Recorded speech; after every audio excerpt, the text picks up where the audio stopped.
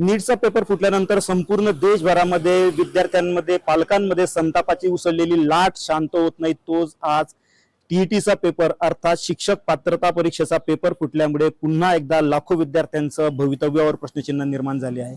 खरं म्हणजे हा पेपर फुटल्यानंतर विद्यार्थ्यांना मानसिक, शारीरिक आणि आर्थिक या तिघ त्रासातून त्यांना जावं लागतं आहे। या संदर्भात आपल्यासोबत बोलण्यासाठी काही विद्यार्थी आहेत की जे उद्या टीईटीचा पेपर देणार होते, परंतु आता तो पेपर रद्द झालाय। त्यांच्या नेमक्या काय भावना आहेत आपण त्या समजून घेऊयात।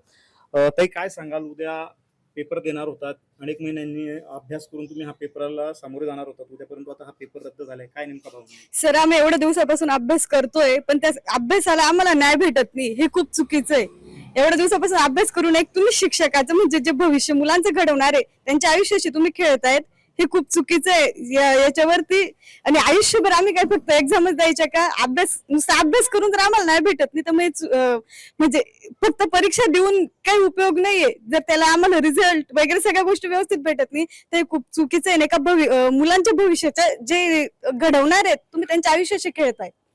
खरं म्हणजे आता अनेक महिन्यांपासून तुम्ही अभ्यास करत असाल, याच्यामुळे एक मानसिक, आर्थिक सगळ्याच गोष्टींच्या त्रासाला तुम्हाला आता या निमित्ताने समोर जावं लागतं। हो सर, कारण एकीकडे पाहायला गेलं तर आपल्याकडे ग्रॅज्युएशन नंतर लगेच मुलींच्या बाबतीत तरी पाहायला गेलं तर लगेच लग्नाचं वगैरे घरच्यांचं बर्डन जे आहे ते खूप आहे। त्या सगळ्या गोष्टींना आम्ही फेस करून इथं एक्झाम देतोय, ते सगळ्यांचे याला हे करून आम्ही एक्झाम देतोय। जर असं वारंवार जर गव्हर्नमेंट जर पेपर फोडत असेल तर आम्ही घरच्यांना काय उत्तर द्यायची, हेच आम्हाला आता खूप मोठा क्वेश्चन पडला। आपण काय सांगाल? खरं म्हणजे आई वडील मोठ्या कष्टाने आर्थिक पोटाला चिमटा घेऊन तुम्हाला शिकवत असतात, तुम्ही देखील मन लावून अभ्यास करत असतात, परंतु प्रशासकीय अनास्था असेल किंवा प्रशासकीय गैरकारभार असेल ज्याच्यामुळे पेपर फुटतायत वारंवार, कसं बघतात? म्हणजे शासन झोपलेलं आहे का? म्हणजे शासन झोपलेलं आहे असं वाटतंय मला। कारण आता हा टीईटीचा प्रकार 2021ला पण टीईटीचा पेपर फुटला होता। तर आणि आता उद्या परीक्षा असल्यामुळे आणि आज आम्हाला माहिती पडतंय की पेपर फुटला आणि परीक्षा रद्द झाली। आम्ही इतक्या दिवसापासून अभ्यास करतोय की आम्ही म्हणजे आयुष्यभर अभ्यासच करायचा का? पेपरच द्यायचे का? आमच्यावरती पण घरच्यांचं प्रेशर असतं, आमचं वाढतं एज असतं, काही जबाबदाऱ्या असतात, आर्थिक कंडिशन असते आणि सरकारला एक ऐन वेळेवर सांगतं की पेपर फुटला, परीक्षा कॅन्सल झाली, तर मग आता येणारे पेपर म्हणजे आम्ही कुठपर्यंत अभ्यास करायचा? तर वरती जे शासन आहे ते झोपलेले आहे का? ते इतके मोठे मोठे अधिकारी, त्यांना समजायला पाहिजे, त्यांनी कडक बंदोबस्त करायला पाहिजे ना पेपर फुटू नये म्हणून। सर, खरं म्हणजे विद्यार्थ्यांसह जे काही आता शिक्षक सध्या नोकरीला लागलेले आहेत त्यांच्यावर देखील मोठं आपण ज्याला म्हणतो की संकट आहे, नोकरीचा धोका आहे, काय सांगाल?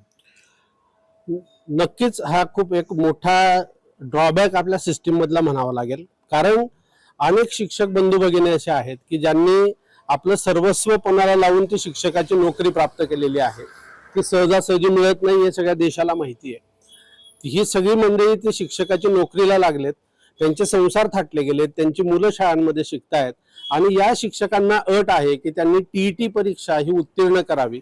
आता अनेक आमचे शिक्षक मित्र आहेत, अनेक भगिनी आहेत की ज्यांनी या परीक्षेसाठी अगदी पगारी रजा टाकलेल्या आहेत आणि कसं तरी ही परीक्षा उत्तीर्ण व्हावी आणि ते प्रमाणपत्र सादर करावं, या भावनेतून जे शिक्षक बंधू भगिनी अभ्यासाला लागलेत त्यांच्यासाठी हा किती मोठा प्रश्न आहे। म्हणजे जीवनामध्ये अनिश्चितता हा खूप मोठा वाईट काळ असतो आणि शिक्षकांच्या आयुष्यामध्ये परीक्षा कॅन्सल झाल्यानंतर ती अनिश्चितता पेरण्याचं काम हे प्रशासनातर्फे होतंय, परीक्षा मंडळांतर्फे होतंय, ही अत्यंत वाईट गोष्ट आहे।